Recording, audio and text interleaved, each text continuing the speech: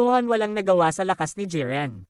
Hello guys, Ugok Anime PH nga pala, ngayon nga ay pag-uusapan na natin ang Chapter 13 ng Dragon Ball Kakome. Pero bago ko ito simulan ay mag-subscribe na kayo sa ating YouTube channel para lagi kayong updated sa ating mga videos about Dragon Ball at syempre para makakuha na tayo ng silver button joke lang. Bago ko ito simulan ay mag-intro na muna tayo.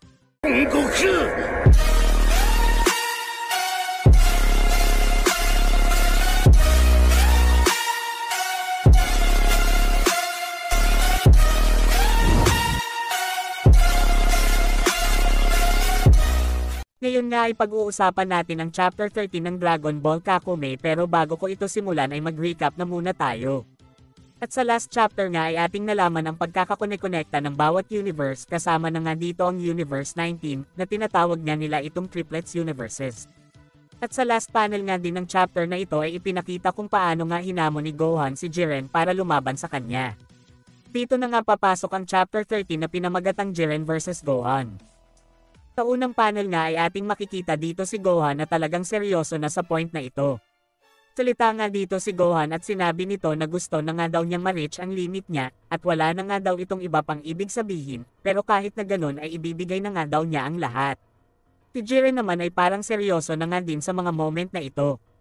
Si Toppo naman ay nagsalita dito at sinabi nga nito sa Angel na kasama nila na protektahan nga nito ang planetang ito na agad naman sinanayunan dito ng Angel. Dito nga ay nagpalabas ng parang barrier technique ang Angel para nga maiwasan ang pagkasira ng planeta na ito. Sa point na ito ay naghanda na nga si Gohan para umatake kay Jiren at mabilis na nga itong sumugod. Kahit nga sobrang bilis na pag-atake na ang ginawa dito ni Gohan ay madali nga lang itong naiwasan ni Jiren.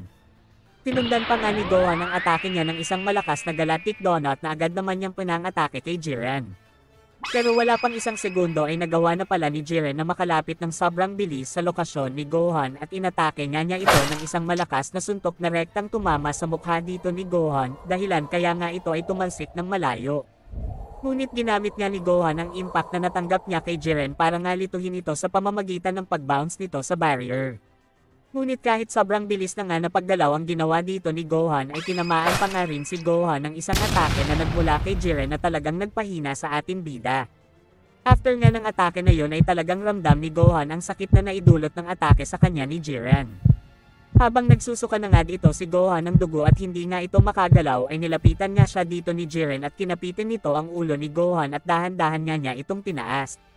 Sinabi naman ni Gohan sa isip niya na hindi nga daw siya makagalaw at nakita nga niya dito si Jiren na naghahanda na naman ng isang malakas na pag-atake.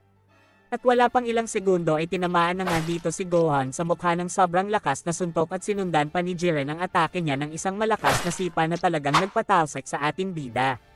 Si Gohan nga ay parang naguguluhan sa mga nangyayari at sinabi nito na hindi nga daw pwede na maging ganito lang ito. After nga ng pagtalsik dito ni Gohan ay dahan-dahan nga ulit tumayo ang ating bida, si Toppo naman ay namangha sa lakas ng pangangatawan na meron si Gohan. Pero sa point na ito ay naghanda na nga ulit si Gohan, sumugod na nga ulit ito kay Jiren ng isang pag-atake, ngunit bago pa nga lang mag-react si Gohan ay tinamaan na nga agad si Gohan ng isang sobrang lakas na suntok dahilan kaya nga ito ay tumalsik na naman ng malayo. Pero habang nasa ere dito si Gohan ay naghanda na nga ito ng isang pag-atake at ito nga yung Kamehameha niya at sobrang bilis niya itong nirelease na rektang tumama kay Jiren. Pero naka-counter na naman dito si Jiren ng isang malakas na uppercut na rektang tumama kay Gohan dahilan kaya nga tumalsik na naman ito ng sobrang layo. Ngunit kahit na sobrang lala na ng tama dito ni Gohan ay nagawa pa nga rin itong tumayo.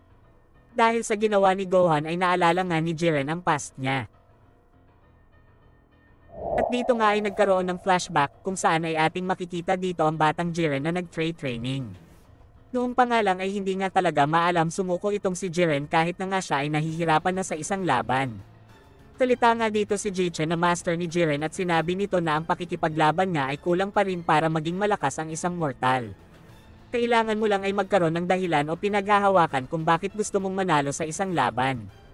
At dahil nga sa mga narinig ni Jiren ay nagulat nga ito. Sagot nga dito ni Jiren na ano nga daw ba ang pinagsasabi nito. Wala naman daw siyang pwedeng paghawakan kasi nga wala na naman daw siyang mga magulang. At dito nga ay umatake na ulit si Jiren kay Master Ji-Chen, ngunit sinampigan nga lang siya nito at sinabi nga dito ng master niya na kalokohan, ang ibig sabihin ko lang ay kailangan mong lumaban para sa mga mahahalagang tao at para sa minamahal mo, hindi mahalaga kung ilan sila at kung madami sila. Dahil ang araw na wala ka na talaga, yun yung araw na wala kang pinaglalaban na kahit ano. At yun ang apoy na nasunog sa puso mo na magre-resulta ng pagkawala ng kagustuhan mo sa isang bagay. Kaya wag mong antayin ang panahon na mismong minamahal mo ang malagay sa sitwasyon na maari silang mamatay o sila ay nasa kapahamakan, tapos ikaw ay walang magagawa. Kaya sikapin mong maging malakas para once na dumating ang panahon na yun ay magagawa mong lumaban para sa kanila. At dahil nga sa mga sinabi ni Master Ji-Chen ay talagang napaiyak na nga dito ang batang Jiren. Sa point na ito ay balik ang scene sa present at tinanong nga dito ni Jiren si Gohan at sinabi nito na bakit pinipilit mo pang tumayo, Son Gohan. Sagot nga dito ni Gohan at sinabi nito na dahil kaya ko pa. Sa sinabi nga ni Gohan ay sobrang nainis nga dito si Jiren at nagpalabas na nga ito ng sobrang lakas na chi at naghanda na ulit para lumaban kay Gohan. Si Gohan nga din ay naghanda na din sa point na ito. Sobrang lakas na chi nga ang pinapalabas dito ni Gohan, ngunit mabilis nga itong sinampal ni Jiren ng sobrang lakas. At habang nasa ere pa si Gohan ay sinundan pa nga ni Jiren ang atake niya ng isang malakas na suntok na rektang tumama sa mukha ni Gohan, dahilan kaya nga ito ay tumalsik ng malayo. At sa moment na ito habang hindi pa makagalaw si Gohan dahil sa atake na natanggap nito kay Jiren ay mabilis niyang ginamitan ni Jiren si Gohan ng isang teknik na nagpatayo dito kay Gohan. At after ng ilang segundo ay sobrang daming pag-atake nga ang rektang tumama kay Gohan. Dahil sa atake na pinakawalan ni Jiren ay nawala na nga dito ng malay ang ating bida, ngunit ginising nga ulit siya ni Jiren at inatake nga siya ulit ng sobrang lakas na pagsipa na talagang nagpaluhod dito kay Gohan. Salita nga dito si Jiren at sinabi nito na paano kung isang araw puntahan ang planeta mo ng isang God of Destruction na may layunin na patayin ka or bawasan ang kaibigan mo, may magagawa ka ba? At paano ka makakasigurado na kaya kang iligtas ng simpleng pakikiusap? Pero sa moment na ito ay may napansin nga si Gohan na kakaibang bagay na pumasok sa loob ng barrier na talagang kinagulat niya dito.